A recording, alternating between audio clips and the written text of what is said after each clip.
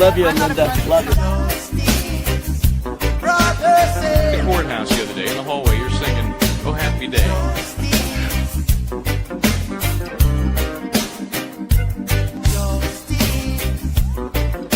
One word prayer.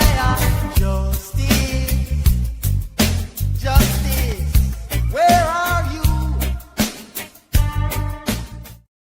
Hey, Justice Serve TV is on the air. Wait, wait. Oh, I thought I had a button for you. Oh, wait. It doesn't work. Never works. There we go. What are you wearing on your head, Michael Bryant? I'm celebrating a birthday. Oh, hold on. I'm celebrating a birthday. Happy birthday to. Happy birthday to JSTV. One more time with the horn here. Hold on. If I can get the horn to work. There we go. There we go. Okay. Happy birthday! Woo! We're trying to get to 28,000 subs. Soon to be arrested. Yeah, we're trying to do it. Hit that subscribe, like, share, notify button. We got quite a show going on tonight. But before I ask you where you are, I'm going to tell you I know where you're not. Missy, I'm going to put something up here. I know where you're not. Where are you not? You are not at a winning Jets game. Touchdown! No, that was the Rams. Touchdown! Yeah. No, that was the hope. I think that was the hope as I joined you at MetLife as your guest. Thank you so much for letting us share in the misery is what it ended up being. Well, they did score one touchdown in garbage time, as I recall. So the Jets did. I was prophetic in signaling a touchdown for them finally. Yeah. So you were with that. You're with your lovely wife Lisa. Great producer, director, Filthy Rich with the Epstein Matter. All right. So I know where you're not. You're not there. Where are you, Michael? So we are doing one of these, and we have some amazing guests. I don't want to leave hanging too long. So we're going to have this contest right now. Here we go. Where in the world is justice? So here's a couple of, I'm going to just start throwing out a few clues, and Missy, keep your eyes open. This is a case that happened in this area back in 1980. So set the Wayback Machine, Mr. Peabody, and you can pretend you weren't around then. I know better. 1980, huge murder case involving a jilted lover, a professional, a doctor, in fact, was the victim. Doctor also happened to be an author of a very well-received and immensely popular diet. This particular doctor was seeing a woman. She was jilted, was going to kill herself, went to his house, and one version of the story is she put the gun to her own head. A wrestling match ensued. The gun went off twice, once shooting the doctor in the hand, once in the torso. He later died. She was tried, and in March of 1981 was convicted of second-degree murder, sentenced to 15 to life in this New York town, and was in 1992 had her sentence commuted by then Governor Mario Cuomo. So I haven't had a chance to. Yeah, Scarsdale would be. Now, it's a trick question, because Scarsdale may be where I am and what the book was about. Remember the Scarsdale diet? But where was he actually murdered? What was the name of the town in which he was actually murdered? It's going to take a little more prestidigitation on the keyboard there. Because Scarsdale is definitely the name of the diet, but not where he was physically murdered. Okay, so we'll wait and see if somebody pops that on there, and whoever does that first will win one of these. So this is. They all seem to have the name, the town. Mm-hmm. They've got the defendant. They've got the diet, and and Missy. Wait, hold it. Sheila Shaughnessy. I see it there. Sheila Shaughnessy, Purchase, New York. Was that the first one? Or were there a couple of them? I see a lot of purchases popping in there now. We'll have to go to the judges on this. We'll figure it out. And whoever was truly first will win the mug, and we'll get that to you. Unless you're in Ireland, then we know there's issues. They've been Johnny, not Wahlberg, according to Missy. Yeah. Okay. I defer to the judges on that. So that's where we are. Back in 80, that was such a case. Before we became sort of, cuckoo over all these true crime cases, that was a huge case, and didn't end so well for the good doctor. Anyway. Now, instead of doing rip and read, which we normally do, we have so many people on. Why don't we save that to the end, except for one particularly, or maybe two particular rip and reads that are important. That has to do with something that came out in a neighboring town today, and then with a rip and read with regard to a case that our people all know very well, right? Okay. Do that, okay? And I will just say that there was some testimony released from a hearing in June today dealing with Sandra Birchmore, and Google it all, because you're going to find out, guess who called Sandra Birchmore morning. Wait a minute. Hold on. Before you do that, I want to make sure we squeeze this in.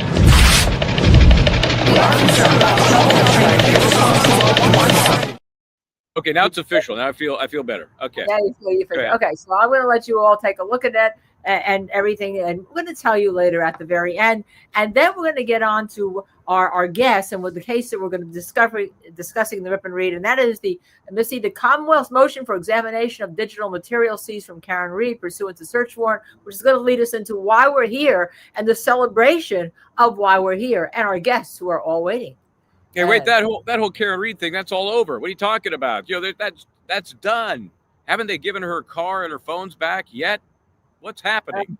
What's happening? Well, I think this was discussed a little bit by our favorite doctor, Dr. Turtleboy, not Dr. Tarnauer, Dr. Turtleboy, and people that are waiting. Michael, you want to do the introductions? Well, all I can tell you is, and I can't quite read all of that writing, but the car has been returned, and they're actually it's being repaired. I can't wait to see when it goes on the market for sale to see what happens there, because it's a weird piece of memorabilia. But we know since it didn't hit Officer John O'Keefe, it doesn't really have the taint on it that it might. She may keep it. But the phones that she's asked for are not being returned. And it's amazing to me, as we've watched these various tentacles of these cases in the trilogy of terror, Dedham, Stoughton, Canton, unfold, and we see some of these characters emerge, like Special Prosecutor Cosgrove. You get a feel for these folks as we see them in different proceedings. I always thought he's just kind of a doddering old dude, scarfing up another paycheck. But now, based on this, his attempt, and that's who's doing this, Special Prosecutor Cosgrove, wants to get into these phones. He wants the passwords for these phones that they have yet to give back to Karen Reed, because he's still snooping around, still digging, and he is either evil in and of himself or he's a major wimp, and Michael Morrissey is pulling the puppet strings on this guy. I'm not sure which it is yet. Maybe it's too soon to tell, but give us the legal lowdown on what he's really trying to do here.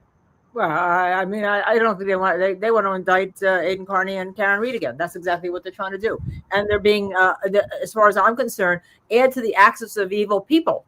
Not just towns, add to the axis of evil people. And this makes him become part of the axis of evil. Okay. And so with that, let's let our guests discuss. Let's let our guests first discuss the celebration that occurred on Friday. And that was at the Wilbur Theater in Boston. And we have everybody here. Dina can only stay for a little bit, but we did, instead of going ourselves, what Justice Serve TV did is send peoples. We sent people, supporters, and we thought that was worthwhile. So I hope you all had a wonderful, wonderful, wonderful time. And here it was amazing.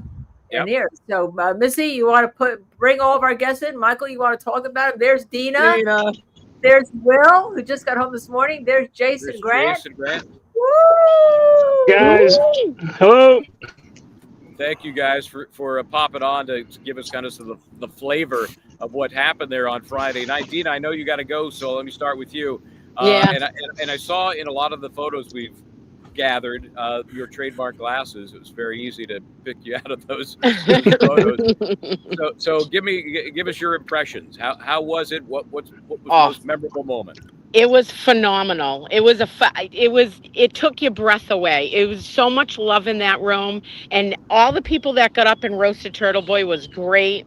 The after party was off the hook. I didn't roll in till I think 3:30 or 4 o'clock in the morning.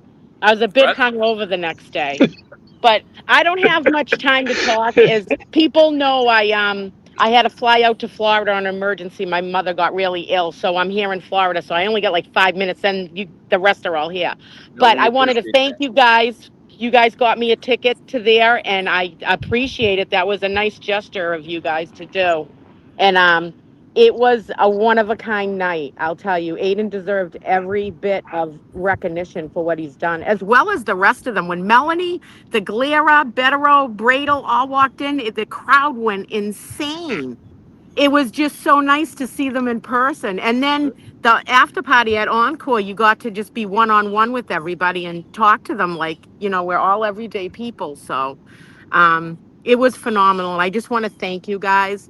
I don't have long. I got to get back in there. Oh, wait, no, but, and you got family your first. You mother- got far more important things to do. So yeah. go So- do those things, please. Thank you, guys. We want to show a picture of you. Before you go, we're going to Oh, all right. Dina, I love you. Yeah, I love Hi, you too. Dina. Missy, can we put up a photograph of Dina? I hope and your mom gets better. Nicholas?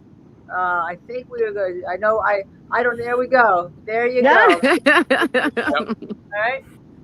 Yep. Go to mom. Go see mom. Tell her we all rooting for her. Oh, there you go. We gave away that buffer zone sign. It mysteriously ended up in the that was trunk a of fun my night. car. Really? Yeah, it Interesting. mysteriously fell off the pole in the trunk of my car. And what better way than to give it to someone that was supporting the whole movement? And we gifted it away. It's called a giveaway, Nice. So Yeah, I remember when that fell off the pole and into your car. I remember that. yeah. So Thank I forget the you, girl's Dina. name Good thing who you didn't won hit it. her because then we would have had a lawsuit, another lawsuit. That would have been. That's right. So that's Yeah, why- that's why it fell. Yeah, that's why, Phil. All right. You Peace to everybody. I got to get back in, and I love you all. And thank you so much, Linda and Michael. I appreciate it. We appreciate what you were able to do for Hi, us. Dina. Take care. All right. Bye. Bye, Dina. Bye, Jason. Hi, Okay. Dina. Bye. Wow. Okay, Wow. So Will, she got in at 3-ish in the morning. I think you got in this morning. Sounds like. Yeah, I got in about. I don't mean from the airport. I mean from the party. Okay. Oh yeah, it was nonstop. Yeah, I think we drove Will to the airport like at 3 in the morning. Cheech is here. Oh. We drove Will off at the airport like 3 this morning. What time was your flight? Oh, man, I don't even remember. I think it was like, I boarded the flight at like just before 6 a.m. I think. Yeah. So we just went to the show last night. I originally had bought and I apologize before I continue. I apologize. I am sick as a dog. The whole weekend caught up to me this morning. Like once I got to the airport, I was like, oh my God, this is going to suck. I'm so sick. I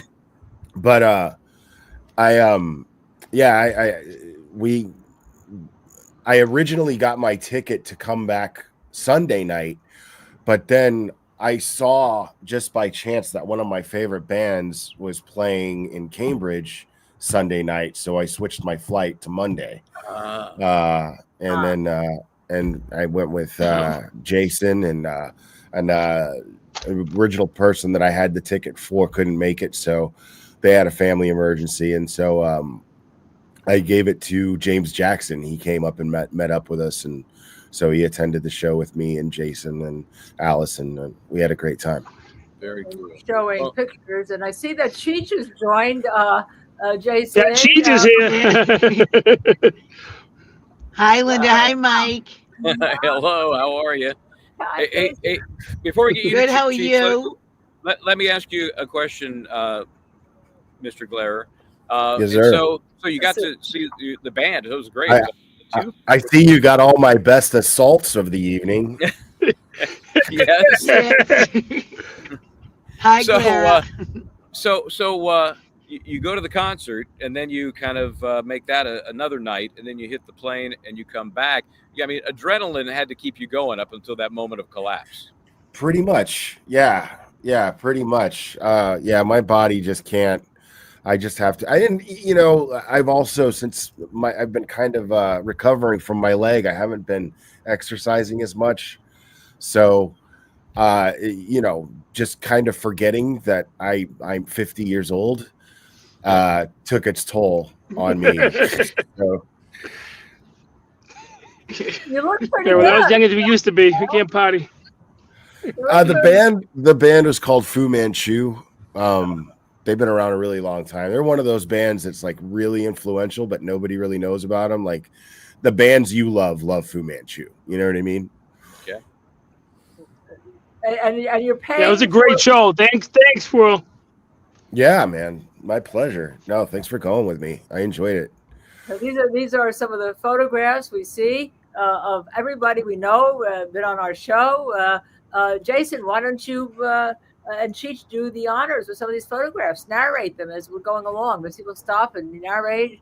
Yeah. It was like this Gail. It was nice seeing. It was nice because we haven't seen anybody from the trial, and it was nice getting together away from court and seeing everybody. It was a fun night. Yeah, it was like a high school reunion. You saw everybody. It was great. So thank you so much for that. It was wonderful. Oh, so glad. We know Dina. Why don't we go to the next one, Miss Dina? Can we hold it, or are we on there's Dina, there's Allison, and Mizzy. Mizzy from the Sandra Birchmore thing. Right. Yep. We know Mizzy very well. Yeah. There you are. You're looking dashingly happy and dashingly good. Go ahead, Jason. Yeah, it's Caitlin. Jess Machado. Yep. Yeah.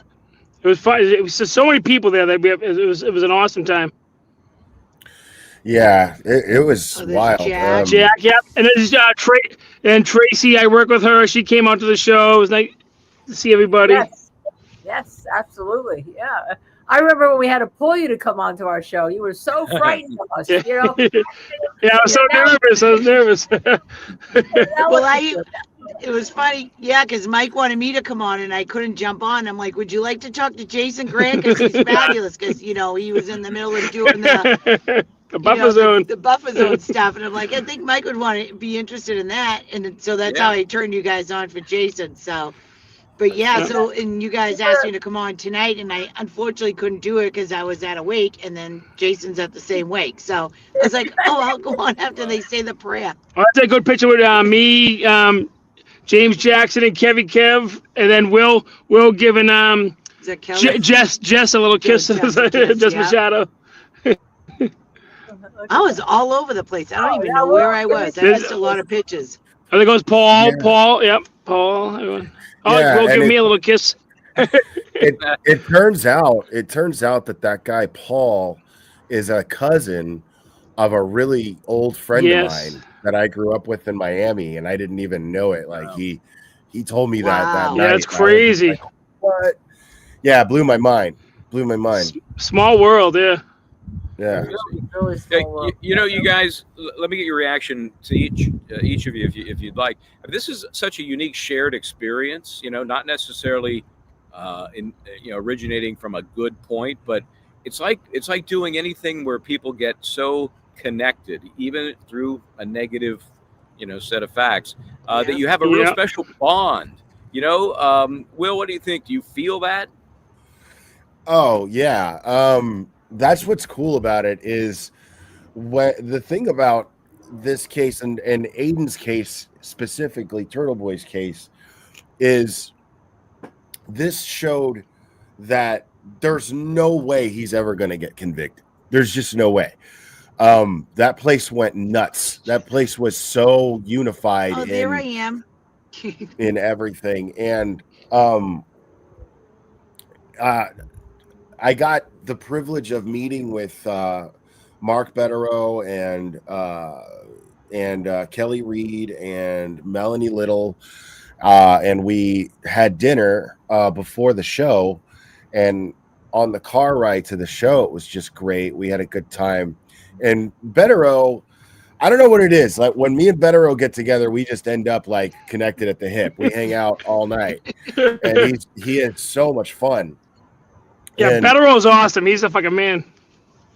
Yeah, and Tim Bradle, the two of those guys are just so passionate about Aiden's case, and so it's like, these bad circumstances brought everyone together, but what's keeping everyone together is the passion for justice. So that just overpowers everything else. So Tim Bradle, and I mean, I learned a lot about Mark Betterow that night. I learned a lot about him. Mark Betterow is the kind of guy that, like, if he's your friend, he's going to defend you legally because he's a great lawyer. But if it comes down to throwing hands, he's going to be at the front with a lead pipe ready to, like, he's that guy. Like, no kidding. Right. Yeah, he don't play around. Yeah.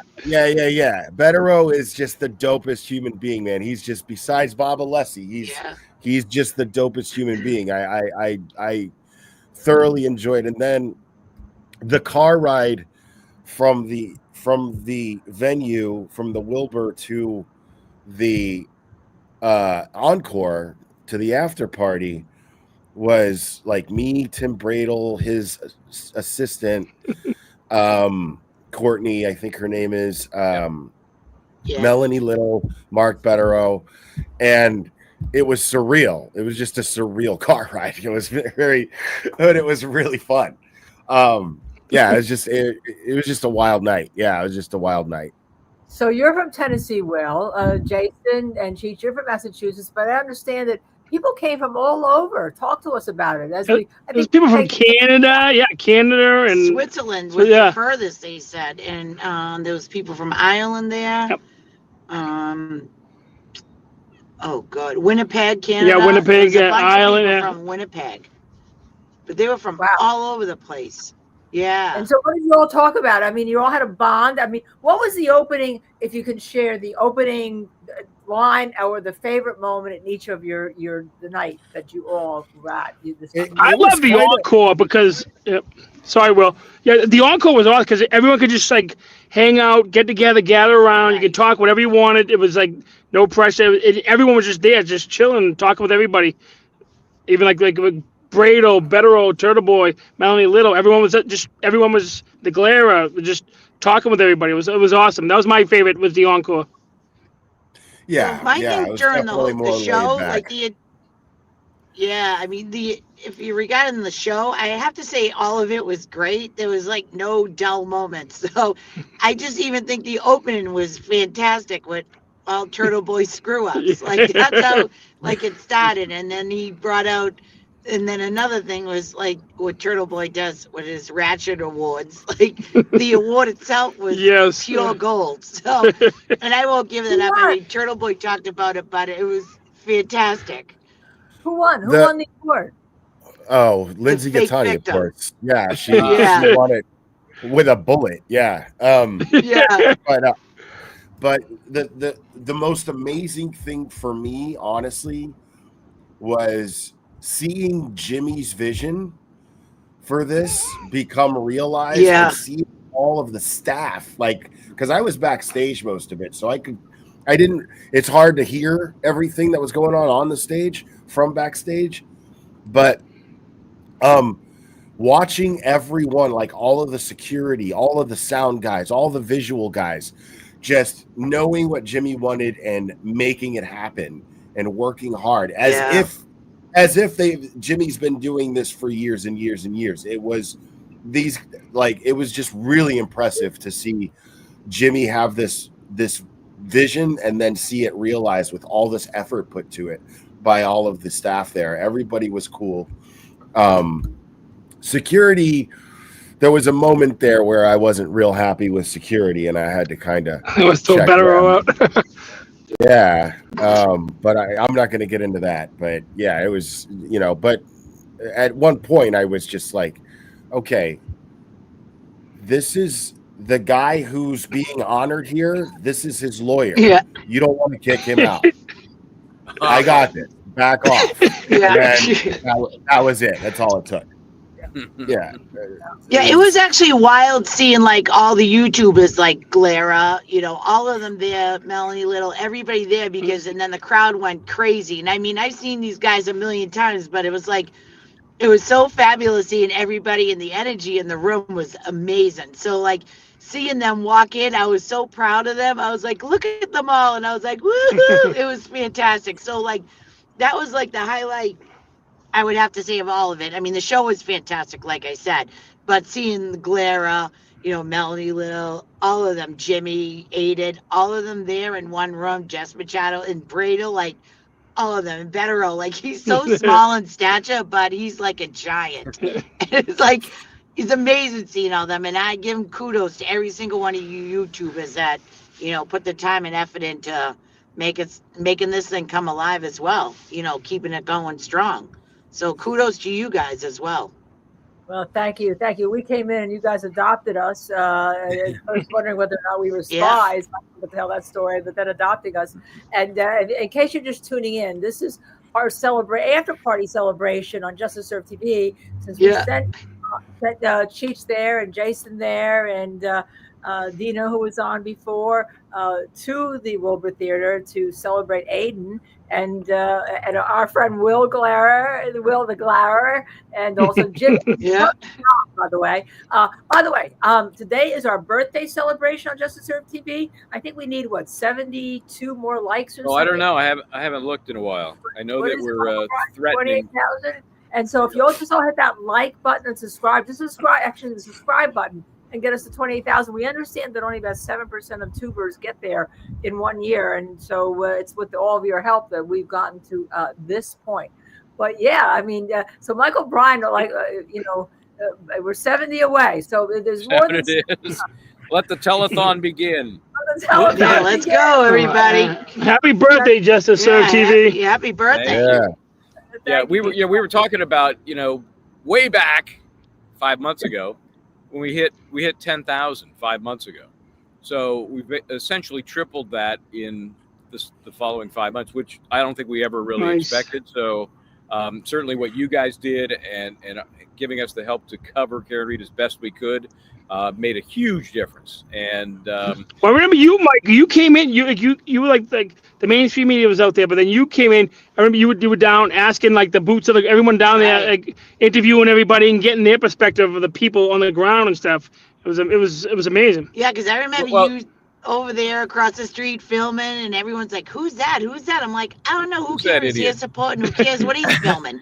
And then I had to go to the bathroom, and then that's when I was downstairs. So they have a very good bathroom down there. Am I right? Am I right about that? Yeah. Count the D's, yeah. Yeah. And I got lucky that Will was in town that day. So, so that little town hall turned into kind of an interesting experience for me to get to know folks and see, we go into cover stuff a lot, and I've done it for decades. You never know what you're going to encounter on the ground. Right. I always like that mystery. Sometimes it's ugly. Sometimes it's, it's a lot of goofballs.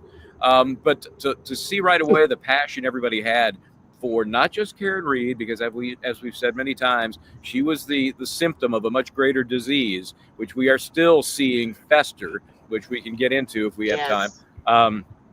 It was amazing. It's as I discussed that the big party Friday night is a shared experience, not necessarily founded in the best of things. But you guys have really gathered together and brought the energy necessary to expose. You guys are shining the light on everything that is bad about what's going on up there. And I wish I could say it's all done and cleaned up, but it ain't. Oh. No. Seems like it's getting worse by the minute. Like with all these new other cases that are going on. It's unbelievable. It seems like they're getting more desperate. And it's like what you guys were saying earlier, Linda specifically was saying that it just seems like they're just trying to do anything they can to indict Karen and Turtleboy. They're just dead set on it. Yeah. For whatever reason. Until Morrissey's gone and no one's safe there. Like, I was saying that too with Costco being that, I hate saying that old, but I don't mean it disrespectfully, but you would think that you would want to go out as maybe, because I never heard of them, and I lived in Massachusetts my whole life, but thankfully I didn't know him because I didn't get in trouble. But being a judge, you would think that you would want to go out and be respected and all that. When he retired, now he's retired, living his life, and then he comes back here, so now he's gonna go to wherever he's going when he croaks, and as being a grimy, like just trying to get at Karen for anything now. It's absolutely pathetic. You know, and it disgusts me beyond disgust me. It's awful, and I want to give kudos to Jason Grant, and we have Scott McGinnis is in the chat too. And if Michael, like on day one of the trial, was walking around trying to get the story, and he met Hardman, Trooper Hardman, right? Who told Michael? Yeah, we met. Yeah, we met. Oh, Mike met him. Mike walked by too many times. Too many times. That was my bad, my mistake. I should have known. That bathroom trip turned out to Michael Bryant being him to stick a lawsuit with you, Jason, to get rid of the photo zone, you know, and there we were. We were there. And you know, on that front, you know, even though Jason and I were very successful in the two cases, they're still going. You know, we had a status conference last week, I think it was, and they are, I know, trying to talk about how to get rid of the cases, but they aren't over. You know, what we achieved was all we wanted, but that didn't mean the cases were being dismissed. So you know, Rendaza and his team, they're still kind of holding the MSP's feet to the fire, and you know, we'll see what happens. But I mean, are we gonna have a trial on this? No, we're not gonna have a trial, but we're gonna give them a lot of shit until they, you know. Yeah, I think I just got an email from them too, saying that they were releasing the Dedham police out of the case, and they were still going forward to make sure it doesn't happen again with the courts and Bev and the state police. Yeah, they'll get some, you know, some hands will be slapped. We know that, and we saw it during the course of the trial, because once those cases were filed, I don't know about you, Jason, but the state police treated us differently right out of the chute once those things were filed. Yeah, especially in the end once we got the from the federal court saying that they can't stop anybody without what's it, a reasonable. They can't say what crime they're committing. They can't just grab you and say you're walking by too many times, Mike, or this and that. They couldn't stop anyone unless they had a real crime that they were committing. Listen, they kept stopping me because I was surprise saying things too loud. Like I was saying across the street, "Good morning." I can't believe yes, they did. Yeah. Loudly. Yeah, and I wasn't even saying anything disrespectfully. I was saying good morning, hey LSD, Yannetti, Jackson, Karen, woo, and then hello, Mrs. and Mrs. Reed. They're like, you're yelling. I'm like, I'm Italian. I'm not yelling, but at the same token, I got spoken.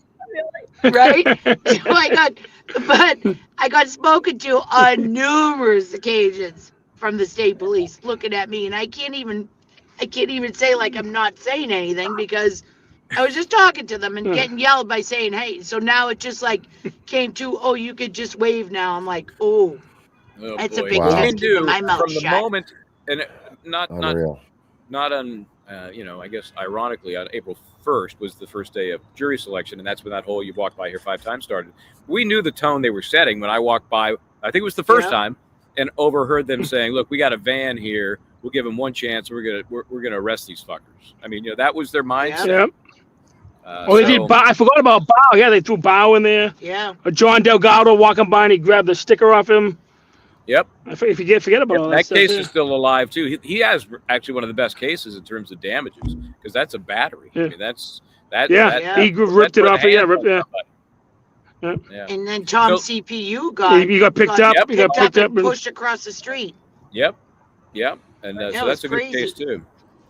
Yep. Let me ask you guys. I'm just in New York City getting my hair done. It's okay. Well, somebody has to. Come on. Somebody has to do that. But before Michael answers, all right, guys, I hate to. With the jumping out. And Alice is hopping in the back seat. Alice is just hopping in the back seat from the wake.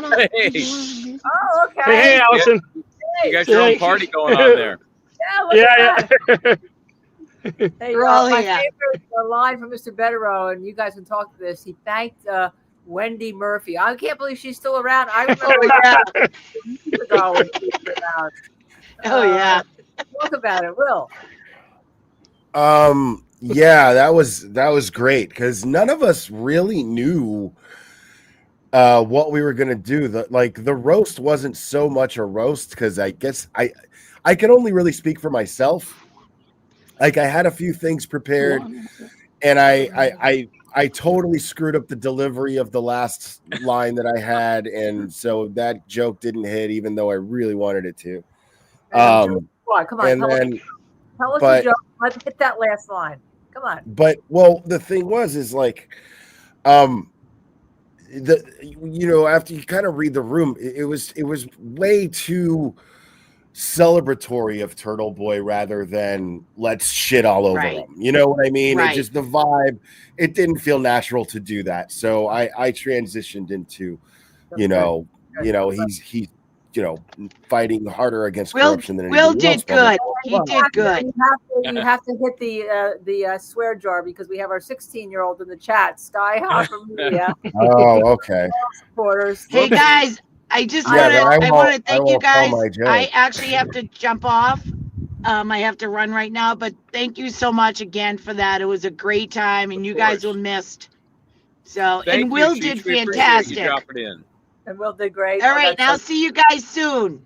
All Because right. Mike, we Thank spoke you. about that other situation, Mike. Definitely jump on that. Yep, and we've been looking at it, no doubt about it. And then we'll be up there on the 24th. That's just next week. Yeah, for the latest Yep. Yeah. Turtleboy mess. So, yeah. Okay, Well bye done. guys. Thank you. Good night, Take Linda. care. Good Good night, night, Steve. Will. Good night, Mike. Night, Cheech. See you later. Gotta get out my arm brace. All right, I'll see you at the party. Moving. Joey Kane is here.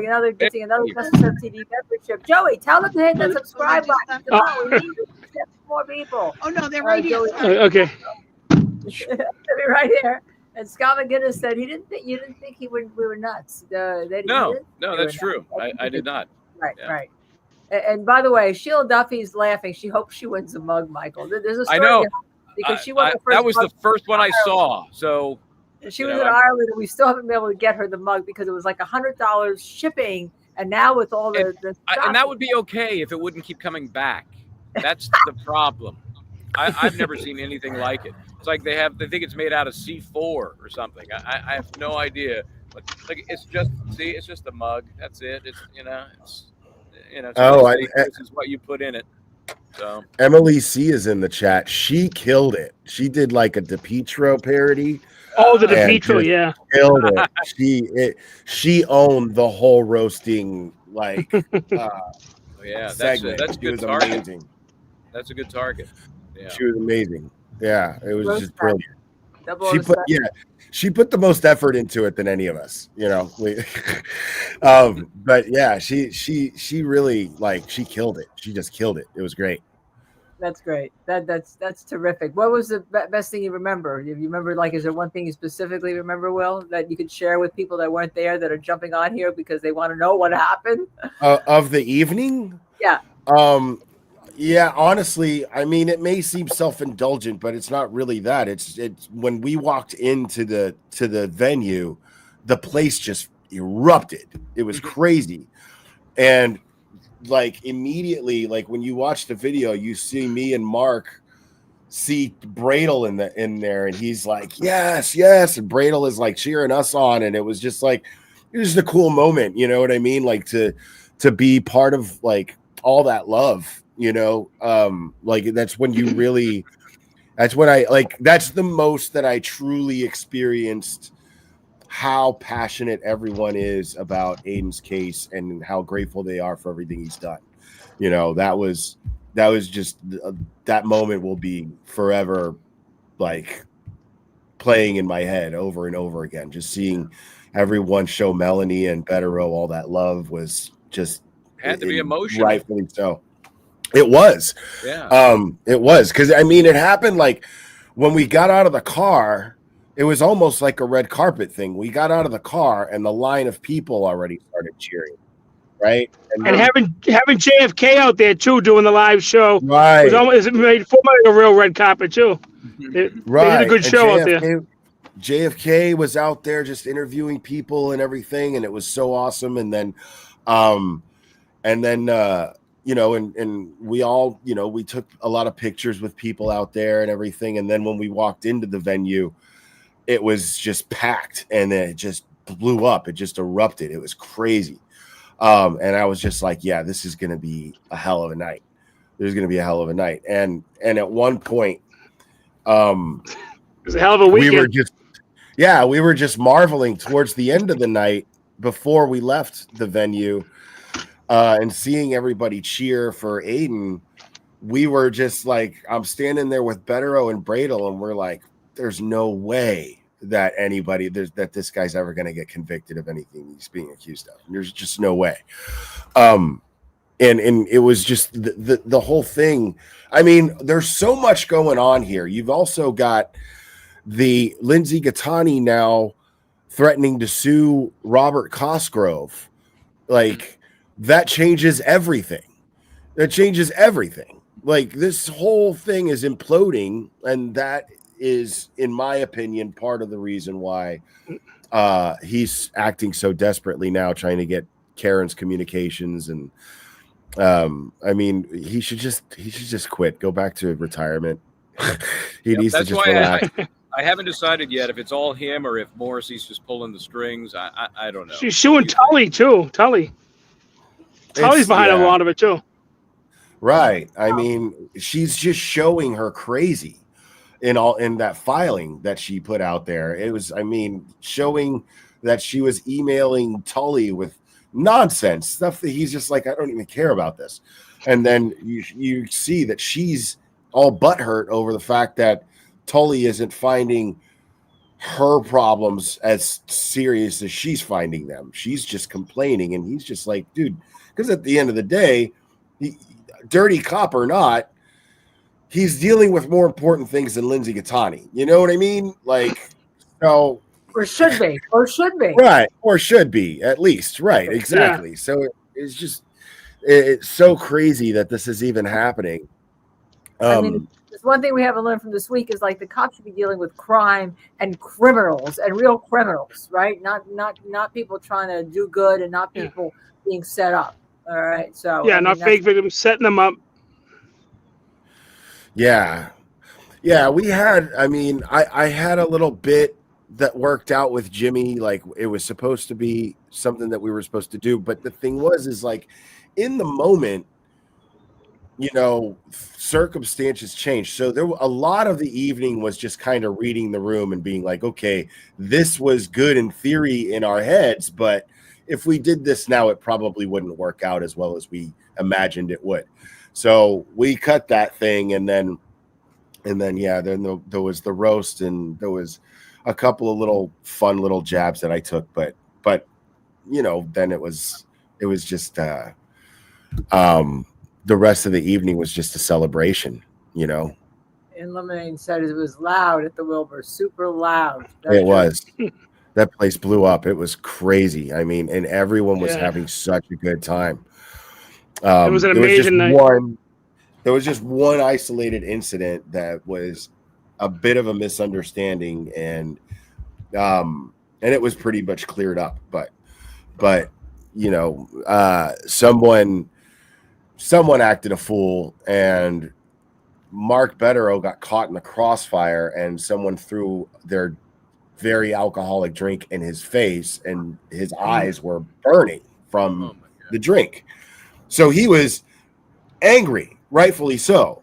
Right. And because he was like, who did that? You know, the security was like, sir, just come with us. And I was like, no. He's going to be fine. You just chill out, you know?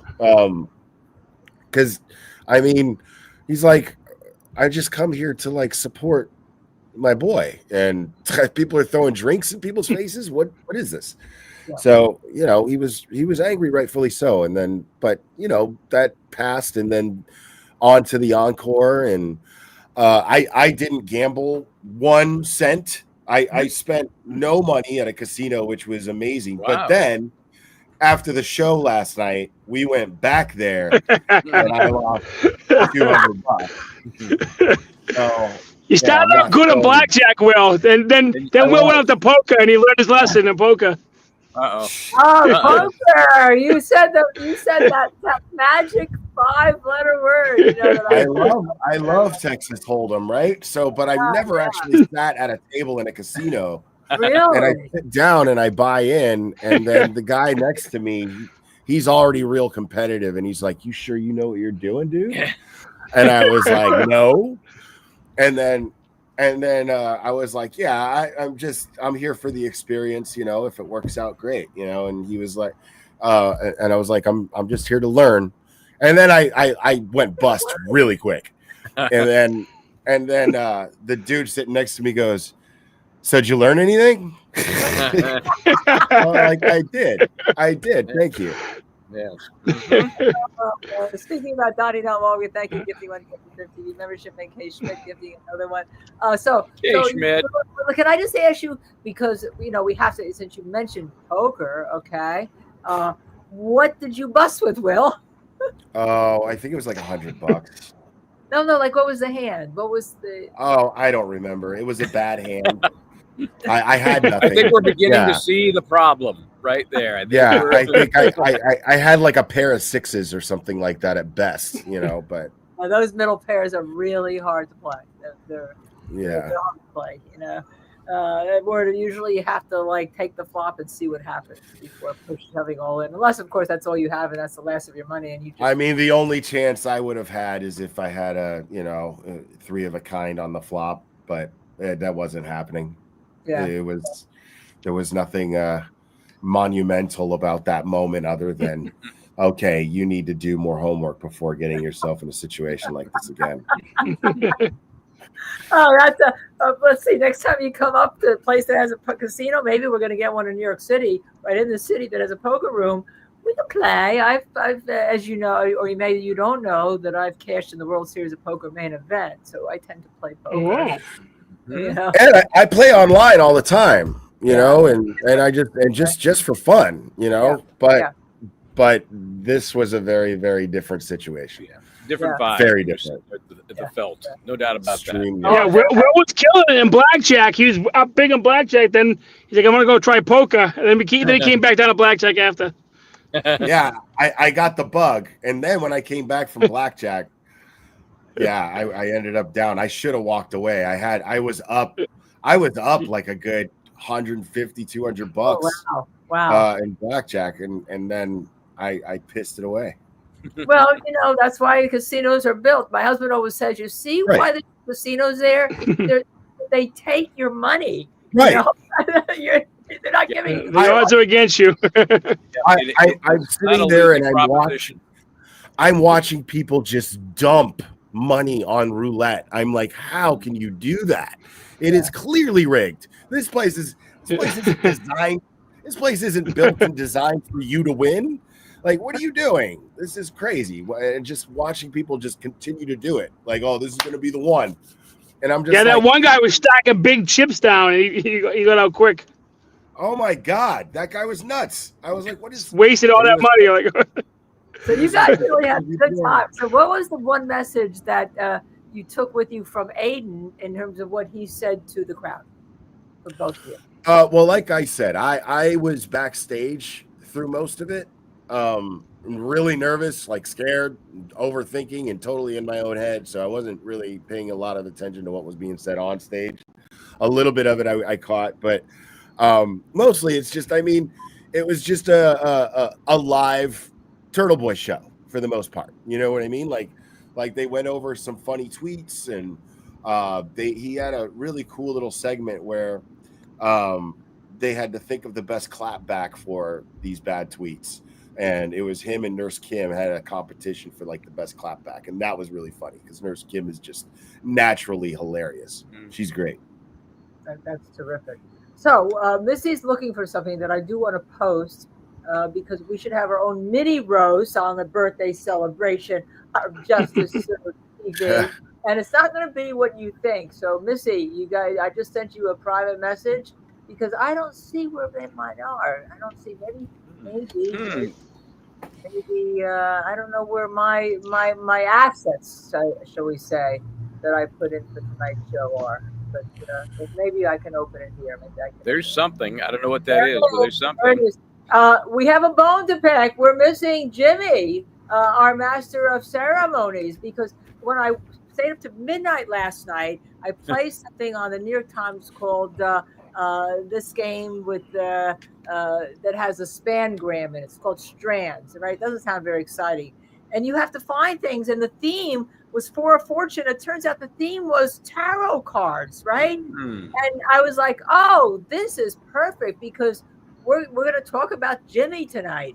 And then these are all tarot cards: the Fool, the Devil, Lovers, the Empress, Magic, and all. And Jimmy's into tarot cards.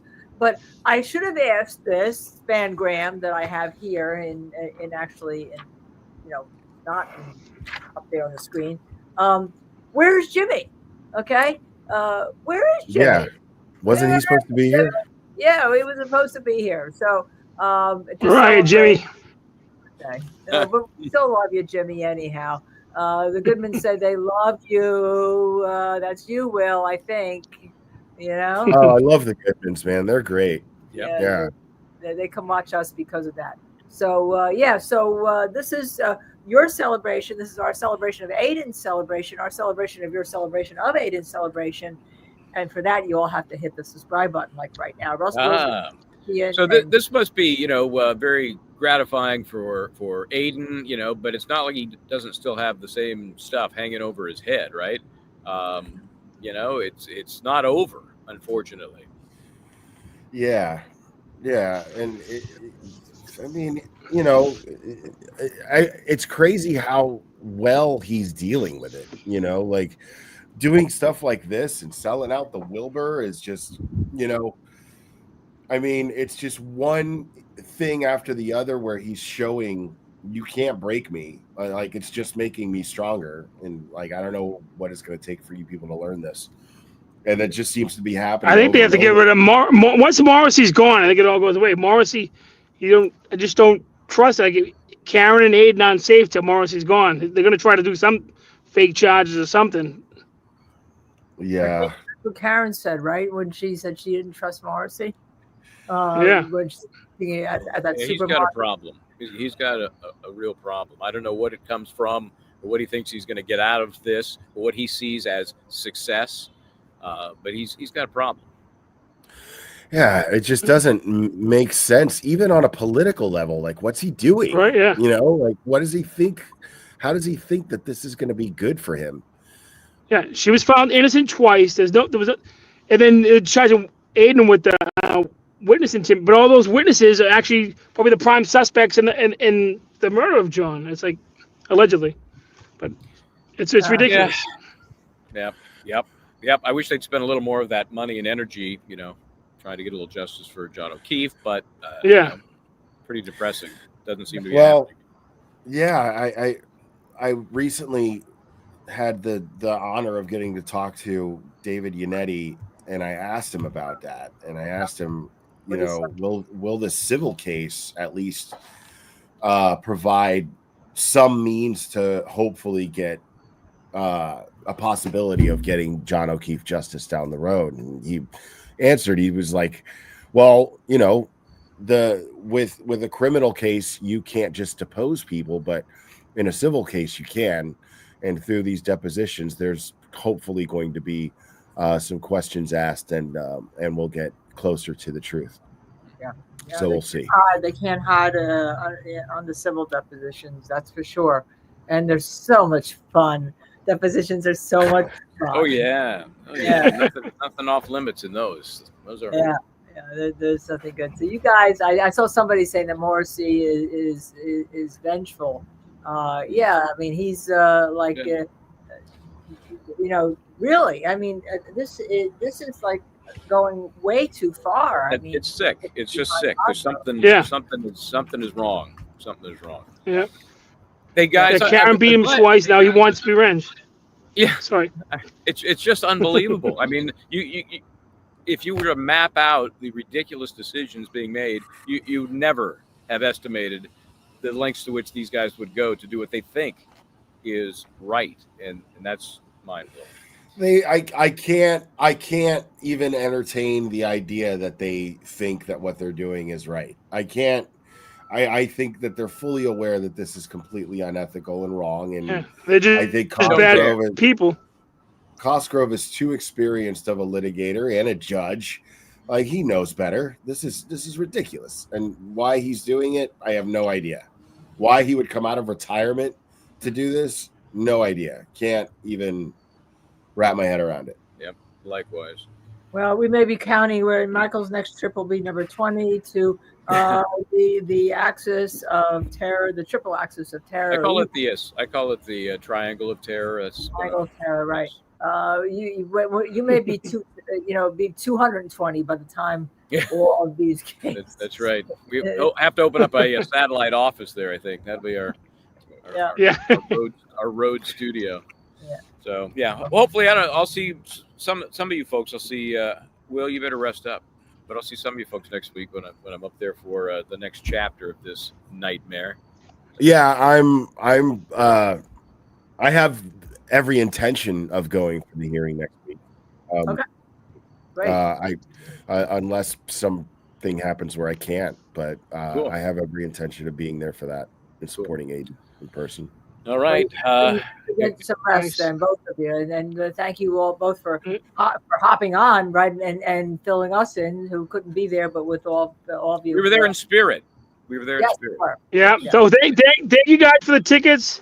Of And course. Will, thanks for last night for taking me to the Fu Manchu. It was an awesome show and fun. Thanks for going with me and the ride to the airport and all that. Your hospitality. My pleasure, was brother. great. Appreciate it. Yeah, it was an awesome weekend. Okay, guys, take care, and we'll be in touch. All right. Bye, guys. All right, we'll see you guys. And Michael, don't you go away. Don't you? I'll stay as long as my my Starlink seems to be flawless tonight. Now I've jinxed it. Now I've totally. Yeah, you jinxed it because we do have a couple rip and reads to report on. Before you do one of them, okay. Let me just do a follow up on there was a hearing today, a supposed hearing, as we talk about the trilogy of terror there in Canton, Stodum, Dedham, and that was the Brian Walsh case. He's going to trial in about a month, and they are still fighting about those federal documents that were used in the Karen Reed case that may or may not be helpful for the defense in the Brian Walsh case, which is a horrible case. We know all of that. We know the court has ruled that all of the things that were objected to by the defense are coming in.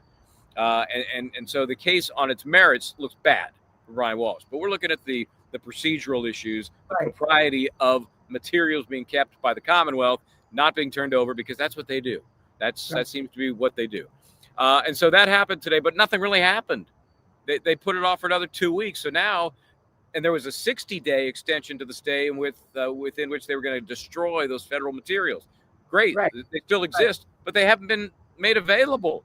And now they're going to be on 2 weeks before trial, and they're going to still be fighting about it. I don't know if there's going to be a continuance to the trial date. That might be a problem for the defense as well, because you're basically then holding against them what you've caused, right? By delaying the trial. Anyway, I just wanted to get that in there. Next. No, I think that's very important there. And there was also a notice that was filed in the Birchmore case. Farwell, apparently his hearing is still on, just a change of time. That's the first hearing that maybe he'll be in court, or maybe he'll be on the Zoom or whatever. That's the one that was pushed many, many, many times, leading us to think maybe there's something in the works here to resolve this. Yeah, so. And one of his cohorts apparently called Birchmore the morning of her death. Again, I want you all to look at the case. I'm gonna tease it so you Google it, and we don't just feed you this, even though we'd like to, because again, it is our 1 year anniversary. We want you all to hit that subscribe button like right now.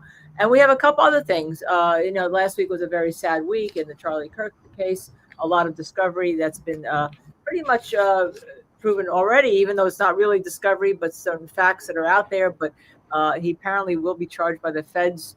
There's a rush to charge him. The state of Utah will charge him tomorrow, the shooter, and the feds will probably charge him also. They were talking about possibly tonight, and we'll see about that. But they found there's DNA evidence now linking him to both the towel that covered the gun, as well as there was one other item that had fingerprints on it. And DNA. So the also conversation in Discord. Yes, exactly. Right. Where he's either predicting or talking about it after the fact. Yeah, I don't think this is going to be a case in which the evidence is lacking.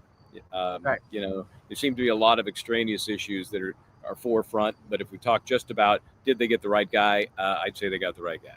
And we do want to say, though, because we are a law channel, that no matter what we saw, what we believe, what we know, what we're saying, that he sits before a court of law innocent until proven guilty beyond a reasonable doubt, or he pleads guilty to the court. So we do just point that out because we do want to put that. Dever. Boo-hoo. Turns out she did resign. The thing is, I knew on the day she testified she was already resigned at that point. It took her a little longer to make it happen, and for the Boston PD to admit it, because they weren't saying much for a period of time in which we knew it was already underway and it was happening. So good luck. Good luck, Walmart security or wherever you end up. Oh, thank you, Skyhopper Team Media. I have to vote. Thank you very much. I really appreciate that. And we have one other rip and read, and that's the case of fired prosecutor Maureen Comey. I think we have I know we have the link to the complaint, but there you got missed. There's a lot of defendants there. A lot of defendants. Of course, Maureen Comey, the daughter, right? The daughter of James Comey, and she got fired by the Trump administration or the DOJ, however it was orchestrated, and now she is suing. Is this basically a wrongful termination case? Yes, it's a wrongful termination based on a number of things. We don't need to go over the specifics. We can do that another time. She alleges political retribution, making it an unlawful and unconstitutional termination in violation of the Civil Service Reform Act. All right, and she is suing the executive office of the president, Francie Hakes, who you and I have interviewed a number of times. Yeah, I know Francie.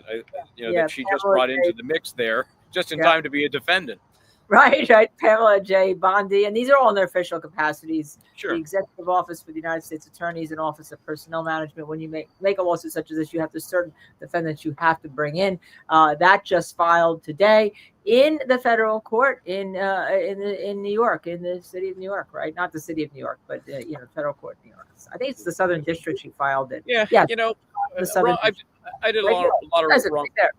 I did a lot of wrongful termination practice, and I get it. I understand it. Most folks are at-will employees. Most don't have contracts. Only a very small percentage do. And wrongful termination is a tricky case, but it's also emotionally. You really have to make a decision. Do I want to just belabor this, or do I just move on? Was there truly something actionable? Was it bad faith? Was there something orchestrated, or did it just you're an at-will employee? I don't like the work you're doing. Bye-bye. The problem you're going to have is that you can't fire somebody because of their political beliefs unless they are in the executive area of the office where they're making the executive decisions, and that's right. And that's going to be a burden of proof on the plaintiff. Right. One of them on both sides. Because you have to prove that it's something beyond what you would normally get let go for in an at-will situation. It's not an easy case, and to me it smells bad. You had a career, maybe it went well, maybe it didn't. Just move on. But I don't know. Is it a wrongful termination plaintiff's lawyer? I may, if I look at it, maybe I would take it too. I don't know. I don't know enough about the case, to be honest with you. That's the same kind of conversation I have with any client that would want to bring that kind of case. You really have to weigh that. You want to wallow? You want to really dive into this? Consume your life. If you feel like it's the appropriate thing for you, but give it some thought, because it is a life-changing experience to try to regain some of the remuneration or your job in a situation where wrongful termination is far from clear. And it's they're very difficult cases. A lot of times they get dismissed at the trial level. You have to appeal them. I've been on both sides, usually where you've won, or you've lost a motion summary, what they call summary judgment, and you go up and you appeal and you come back, and then they tend to settle. But they are emotionally charged. You have that absolute right. Terrible emotionally charged cases. So that's we had a lot of rip and reads. I didn't think we should keep our guests here for that, because this was a celebration of the Wilbur Theater, first sold out. Apparently, time it was ever sold out in Boston. That's great. Yeah, it looks like such a fun venue, a good size. So yeah, and of course, before everyone goes, no, you have to hit. I don't know. Let's see. Did we even come close to our 28,000? Come on, guys. I don't know. We have over 1,000 people chatting tonight. I think we're about 50 or so shy at the moment. So. All right. So, but we have till midnight. We have till midnight, don't we? We have till midnight. Yeah. Please hit that subscribe button. It's even more important right now than the like button. But please hit that subscribe button. We're trying to get to 28,000 before the clock strikes midnight, and then we will turn into a pumpkin and some mice and 60 more subscriptions, everyone. to get us close to 30,000. Yes, we are close to 30,000, but 28,000, which would mean we almost doubled our viewership in the last couple months, the last 5 months. So okay, before I get out of here, tomorrow morning I'm going to be covering the Sean Paul Reyes hearing up in some little no-name town in Connecticut where it's been banished to, and then in a couple of weeks, Bryant Fahey, the officer who spit on and pulled the gun on Sean Paul Reyes, has his own little hearing because he's been arrested and he resigned. So that's all happening tomorrow. I'll be up there first thing in the morning. I want to get that in. and we're actually pool camera, right? Pool camera, TV, hanging out the pool camera shingle. So wish me luck. We'll see how that goes. Pool camera, and we'll be talking about that case tomorrow night. We'll be talking about the charges that they're brought against the Utah shooter tomorrow. We'll probably do an update on Birchmore. We'll keep you informed with our thumbnail, which will be posted tomorrow morning, likely. All right, then. We are Just to Serve TV. Michael Bryant here, Linda Kenney, Baden there. And as you all know, to the